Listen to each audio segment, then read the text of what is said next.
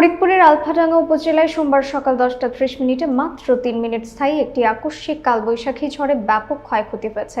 বিস্তারিত দেখুন খন্দকার আব্দুল্লাহর প্রতিবেদনে। উপজেলা কুসুমদি, মিঠাপুর, শ্রীরামপুর সহ আশপাশের গ্রামগুলোতে ঝড়ের প্রবাহে বহু ঘরবাড়ির চালা উড়ে যায়, গাছপালা উপড়ে পড়ে এবং বিদ্যুতের খুঁটি ভেঙে পড়ে যায়। এতে পুরো উপজেলা বিদ্যুৎ বিচ্ছিন্ন হয়ে পড়ে। স্থানীয়দের ভাষ্যমতে হঠাৎ করেই আকাশ কালো মেঘে ছেয়ে যায় এবং গভীর অন্ধকার নেমে আসে। শুরু হয় তীব্র ঝড়, ভারী বৃষ্টি ও বজ্রপাত, কোথাও কোথাও শিলাবৃষ্টিও হয়। পল্লী বিদ্যুৎ সমিতির সহকারী জেনারেল ম্যানেজার সোহানুর রহমান জানান, বিদ্যুৎ পুনরায় চালু করতেই 2 থেকে 3 দিন সময় লাগতে পারে। ক্ষতিগ্রস্ত পরিবারগুলোর অনেকেই এখন খোলা আকাশের নিচে অবস্থান করছে। ঝড়ে গবাদি পশু, খামার ও ফসলের জমিতেও ক্ষতি হয়েছে। স্থানীয়দের মধ্যে চরম উদ্বেগ ও উৎকণ্ঠা বিরাজ করছে।